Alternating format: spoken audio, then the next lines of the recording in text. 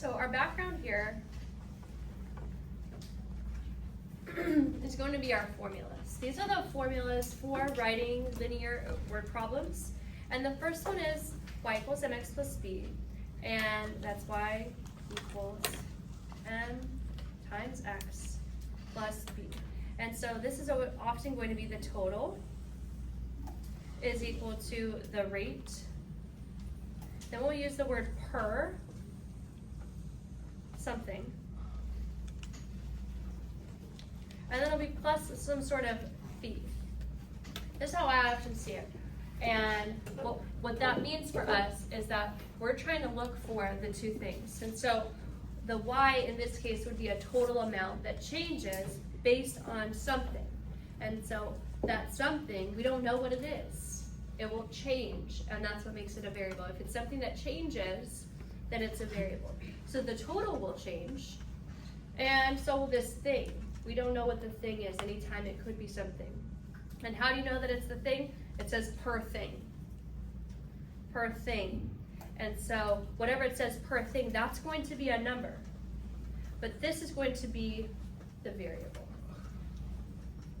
And so in this case, we don't know what that thing is. So x and y are variables.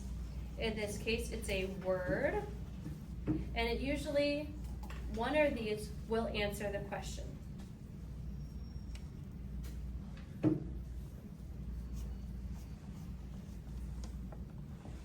And then this one often changes based on x. So let's say, for example, you wanted to find out your total cost at a restaurant, and you bought one drink, but then for whatever reason everybody else got water, so there's just that one drink, and then different meals were purchased. And so if it was 3 meals, or if it was 4 meals, or if it was 2 meals, x would be the meals. And then y would just be the total cost, or the price. That's a really, really common example.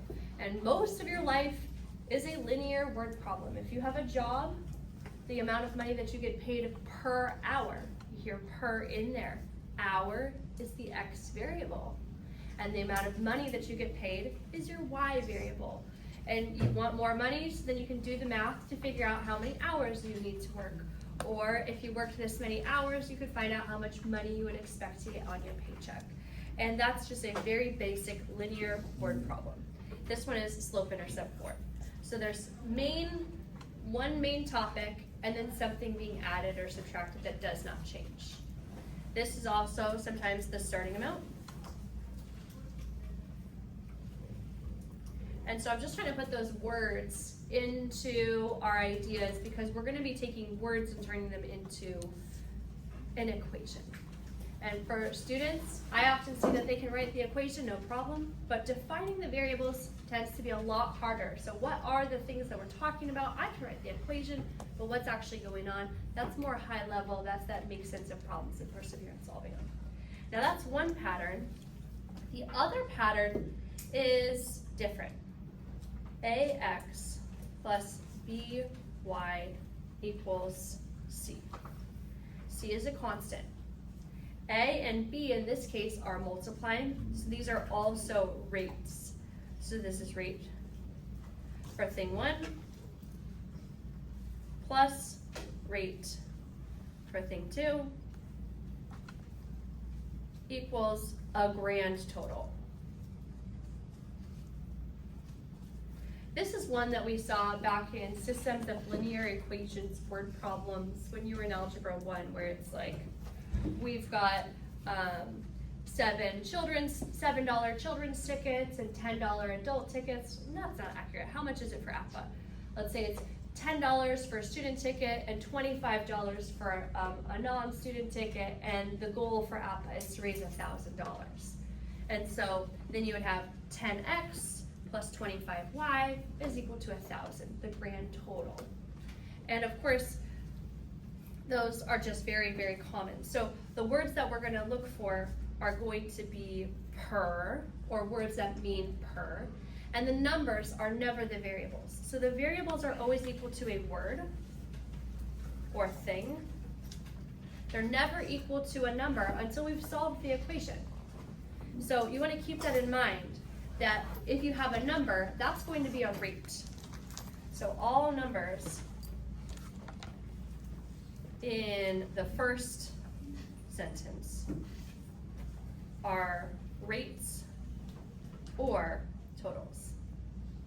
So let's just take a look at an example here. We'll look at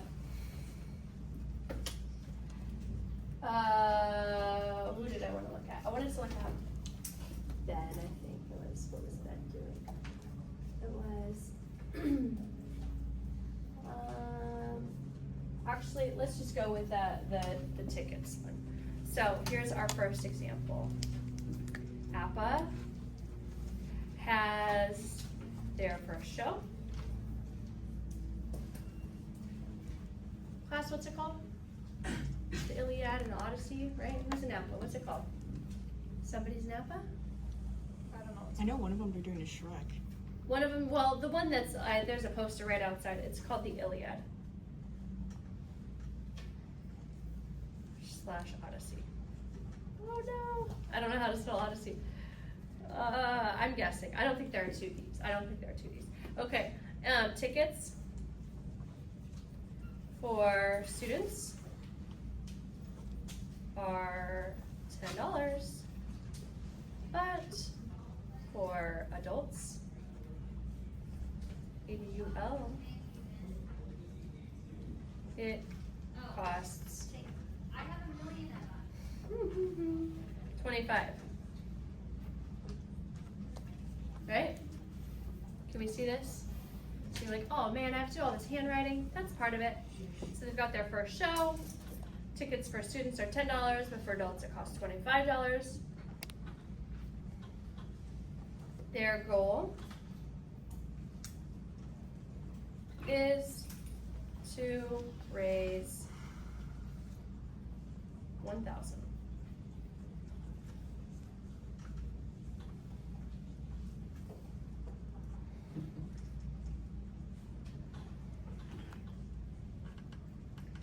So in these first two sentences, we have enough information to set up our variables and write an equation with two variables. That's going to be the goal. The third sentence is going to tell us the information that we're going to plug in. So before I write that, let's start here with x equals, y equals. We want to find the word to represent the unknown x, the thing that's changing for x, and the thing that's changing for y. It's easier for us to find the per. So the rates.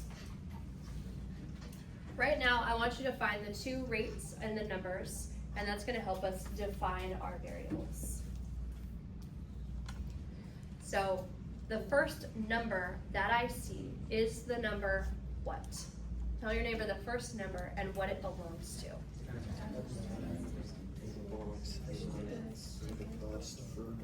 Okay, it's $10 per what? Per student.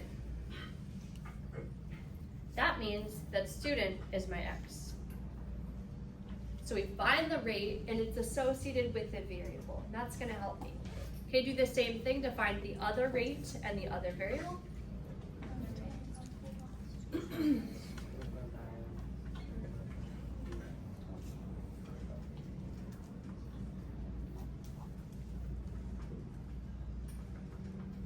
Okay, our other rate, you know it, it's 25. And what's that one per?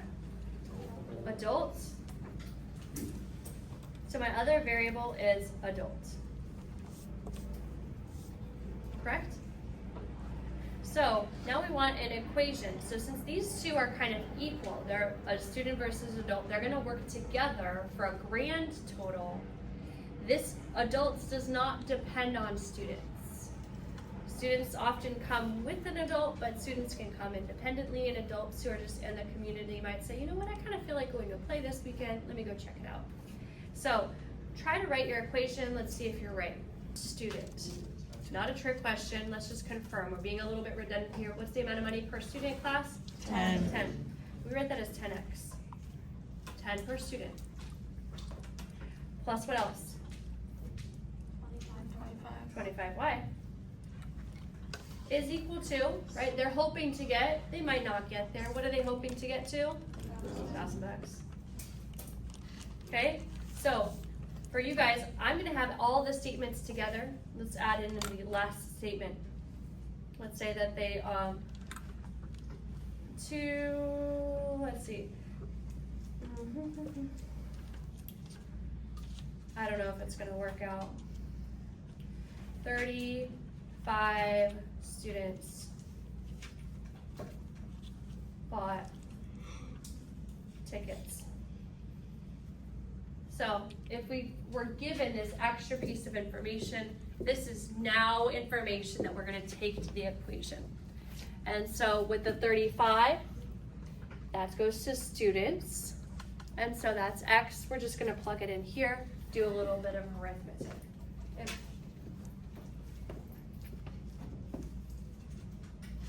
So that work looks like this.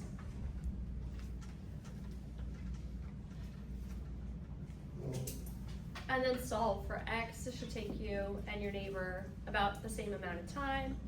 And I want you to do this with long division or arithmetic without a calculator, just to practice doing it.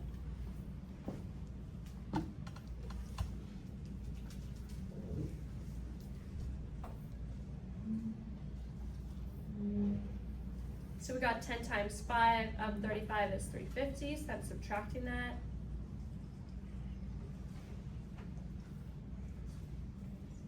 I'm gonna borrow from the 10 and get 9.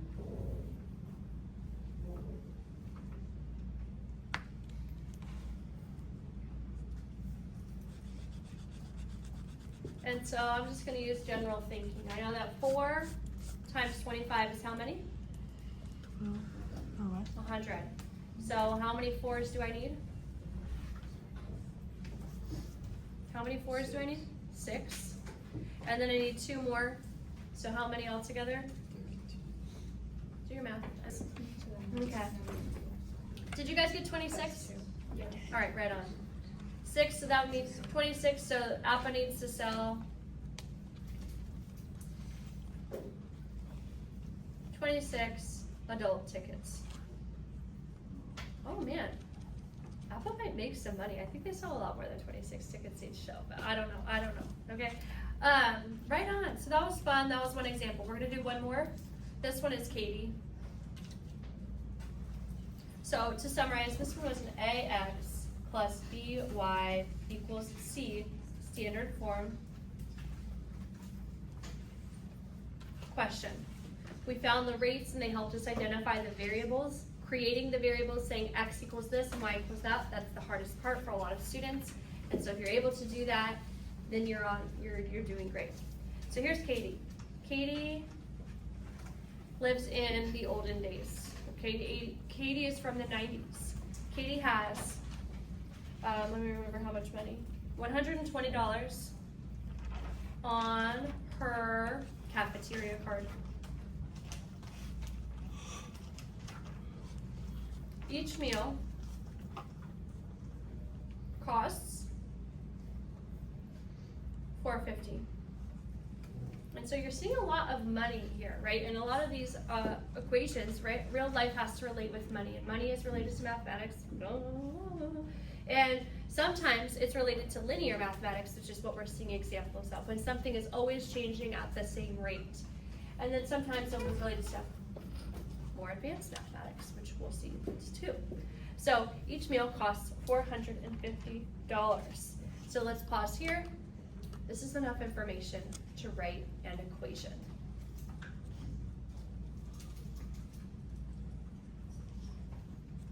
So what we want to first define are the X and Y variables. It kind of seems like there's only one X in this right now. So I like to do that by first defining our rates. And take a minute, talk to your neighbor, what is the rate, and what does that mean the X variable is? What does it mean?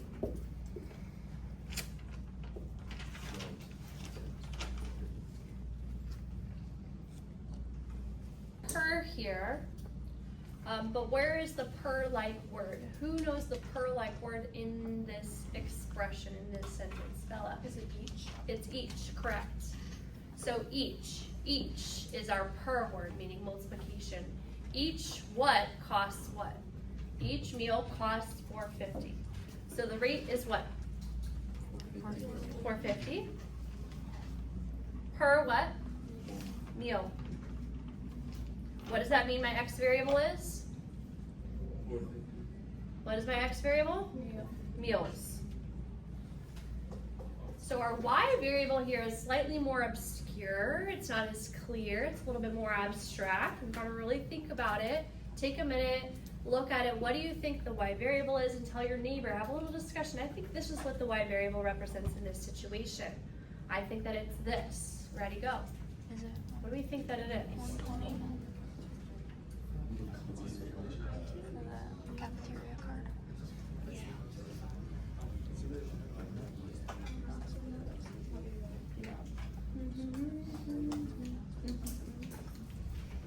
What about Porter and Al? I see you discussing. What do we think? I think it might be the card.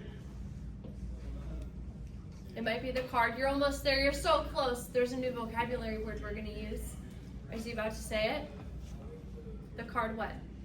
Has. How much the card has? Yes. Bella, did you just say the word? I said two. Oh, what word was it?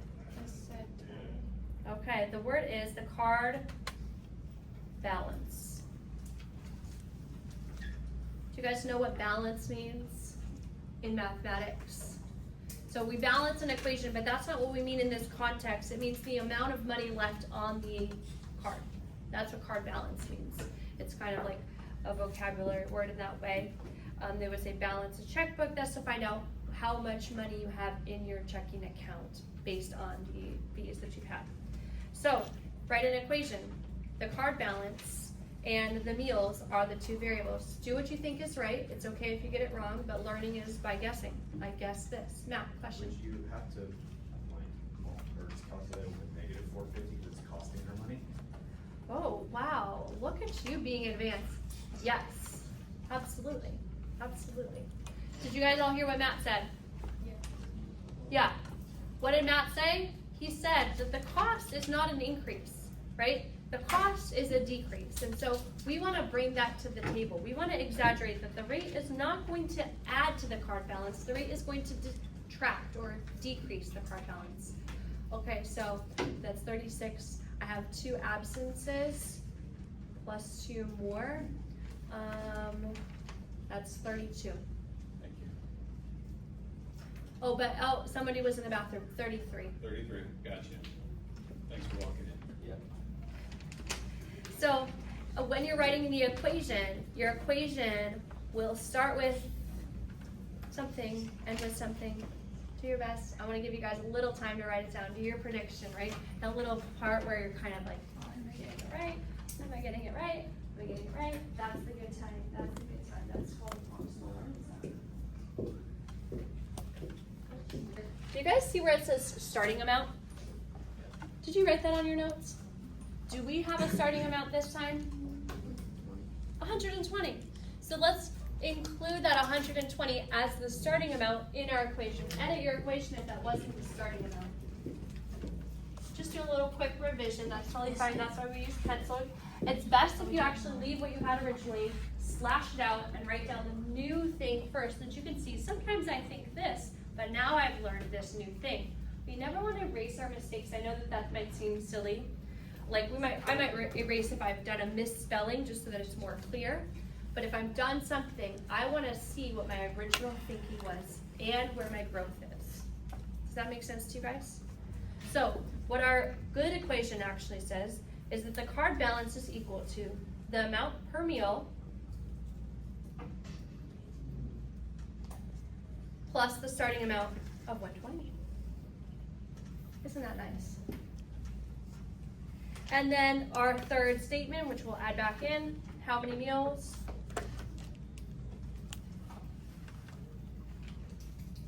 If the balance is, oh, I gotta write it really small, 70.5, $70.50. And so in this case, they've said the word balance balance is a y variable, so that means that we have the y value, and you'll replace in the next line the y value with the number 70.5. So we're gonna always kind of use our variables here to help us match where to plug it in so that we don't plug it into the wrong spot. Balance, balance, 70.5.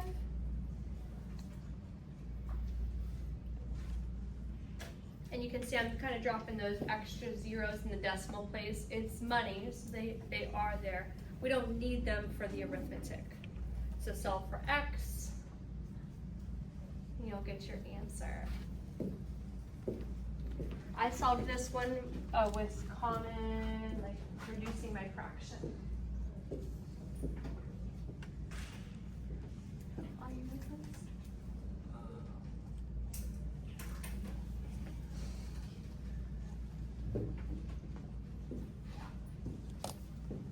I did this like math like this. I don't know. Right? And then I'm gonna line up my decimals and I'm like, oh dang, I can't do this arithmetic because the bigger number's on the bottom and that's not how we do it. So I'm gonna do this off to the side. I'm gonna write negative 120 and then 70.5 and then I add an equal. You guys with this? Now these are opposites, so I am subtracting because 120 is bigger. I know that the answer is going to be negative, and then I'm just kind of ignoring the positive and negatives. And then I'm like, I have to borrow. So it's not 12, it's going to be 11. Then it's not 10, it's going to be 9. And then it's going to be 10. You remember what this is called borrowing. Did you guys learn a different language for that? I called it borrowing. So I'm getting 5. 9, and then 11 minus 7 is 49.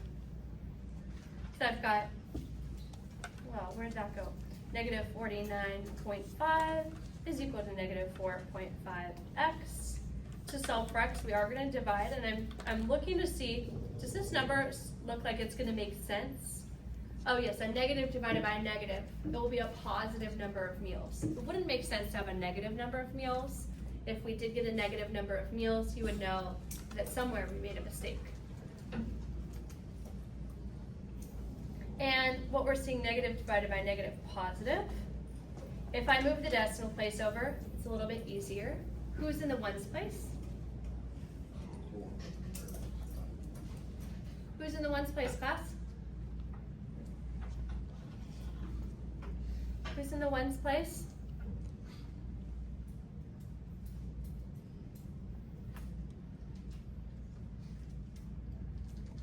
Do you guys know what I'm talking about? The ones and the tens and the hundreds place? Who's in the ones place? The 5. So what are they both divisible by? What number? What are they both divisible by, class? 5. So please divide the top and the bottom by 5 so that you can get your answer. Reduce your fraction.